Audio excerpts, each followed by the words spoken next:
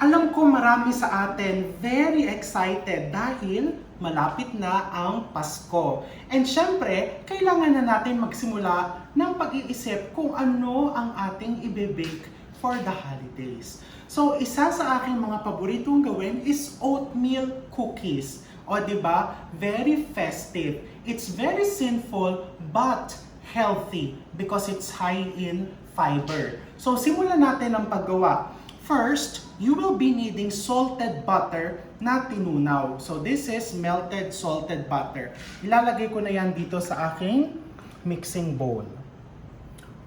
Brown sugar, we're using brown sugar dahil ang brown sugar has molasses. And ang molasses, isa yan sa ating mga tinatawag na holiday flavor profiles. O, di ba? Ibig sabihin, pag naamoy mo lang, para bang naaamoy mo na ang Kapaskuhan. Egg, 1 piece of egg. And you're also putting baking soda. Nilalagay ko na yung baking soda dito sa simula pa lang para talagang halong-halo siya. And cinnamon. O, di ba? Ang cinnamon is also a holiday flavor. Gagamitan ko ng mixer and I'm going to mix this or beat it until smooth. Napakadali kong gawin ito. And cookies are very forgiving. Hindi nila kailangan ng mga malalaking equipment, hindi mo kailangan ng mahabang oras para gumawa ng cookies. So, anytime, pwede kang magtanggap ng order nito. And of course, ang oatmeal cookies kasi is very high in fiber, so medyo nababawasan ang guilt. So masarap itong ipangregalo at of course, masarap kainin. So once the mixture becomes smooth like this, napakadali, di ba? Ilagay mo yung flour. You put the flour and then you mix it again using your mixer. Low speed lang po. Actually, kung matyaga ka, pwede ka din gumamit ng wooden spoon lamang or spatula. Okay? Hanggang mahalo lang mabuti.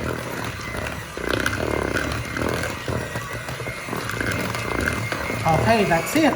And then, you're going to put raisins. Kung ayaw mo ng raisins, you can also put dried cranberries. You can even use chocolate chip. So, chocolate chip oatmeal cookies. But I like raisins. Coarsely chopped walnuts. Pwede ka din gumamit ng kasuy, pecans, almonds, or pwede din walang nuts kung allergic sa nuts. And this is oats. Make sure na ang gagamitin mo is yung ganito. Do not use instant. Kasi yung instant is magiging malabsak and mawawala ng texture yung iyong cookies. And then, using the mixer again, low speed, you just mix it hanggang makita mong mag-combine lahat ng ingredients. Pwede mong lakasan ng konti yung mixer kung nahihirapan siya. Ayan, nahulog. Ibalik mo lang. So, ngayon talaga, naaamoy mo na, alam mo yon, amoy Kapaskuhan na. And ang kagandahan dito, this recipe, hindi mo lang siya during holiday season pwedeng gawin, di ba? Pwede mo siyang kung meron kang coffee shop or kung all year yung iyong bakery business, you can add this to your menu. So, once you see na well-distributed na yung mga ingredients mo, you can now turn off the mixer. Okay? And then, just use a rubber spatula like this to scrape the sides. Eto na naman. Alam ko may magtatanong na naman sa inyo. Pwede ko po bang ilagay sa refrigerator yan? Tapos bukas ko po ibebake. Again, for a recipe like this na napakadaling gawin, huwag mo nang sayangin yung space mo sa ref. Kasi syempre, pagdating ng holiday season, magbebenta ka din ng chocolate cake, magbebenta ka din ng cheesecake. No? I-designate mo na yung fridge space mo for those products or para sa mga ingredients mo. Mag-imba ka na ng ingredients. This recipe, napakadali po niyang gawin. So, hindi mo na kailangan ipasok pa sa loob ng ref or sa loob ng freezer. Diba?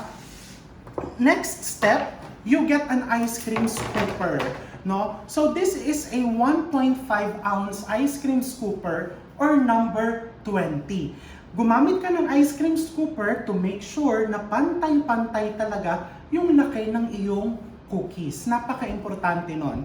So look, kumuha ka na isang piraso, and then you scoop, lagay mo yan sa kamay mo, and then i-roll mo ng konti.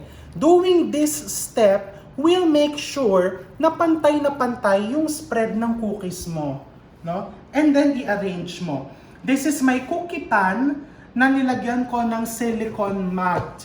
Because eventually, if you use a silicone mat, mas nakakatipid ka kaysa lagay ng parchment paper. Kung wala ka namang silicone mat, you can use parchment paper. Paano po yan? Wala po ako pareho niyang sinasabing yung silicone mat and parchment paper. Ano po ang pwede kong gawin? Tahiran mo lang ng konting butter, margarine, or shortening yung iyong baking pan. Ganun lang kasimple.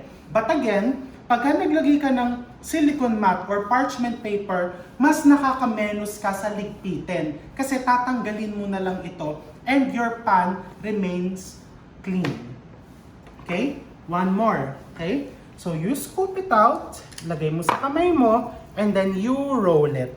Ilagay mo sa pan. Make sure na lalagyan mo ng space. O, di ba? I always tell you, napaka-importante pagdating sa cookies, sa cake, and even sa relationship, dapat may konting space, di ba? Para hindi nagdidikit-dikit masyado at hindi nasisira ang iyong cookies. Physical distancing, o, di ba? So, itutuloy ko po ito, yung pagsuscoop nito, and paglalagay nito sa aking baking pan, and then, isasalang natin ito sa oven. 350 degrees Fahrenheit. Kung yung oven mo po ay hindi Fahrenheit, letter C ang nakalagay dun sa oven mo, ibe-bake mo yan at 175 to 100 degrees Celsius for around 12 to 14 minutes. I'm sure marami sa inyo expert na sa paggawa nito dahil gumawa na kayo ng ating crinkles and chocolate chip cookies. So itutuloy ko to and then we're going to bake it. So after 12 to 14 minutes in the oven at 350 degrees Fahrenheit, eto na yung ating oatmeal cookies. From the oven, leave them on the pan and put the pan on a cooling rack like this para nakakaikot yung cool air, hindi magpawes yung cookies. So medyo malamig na siya and you will see how nice it is. No, pantay-pantay yung laki. Of course, may konting imperfections. Normal talaga yan for the cookies. Etong maliit, ang nagawa natin is 9, 10, 16 pieces. Etong maliit, no, wag mo nang isipin yan dahil yan talaga ay para sa'yo. Okay? Para meron kang titikman, no? So, ang sarap ng amoy niya, very natural, and it really smells like a holiday already because of the brown sugar and the cinnamon.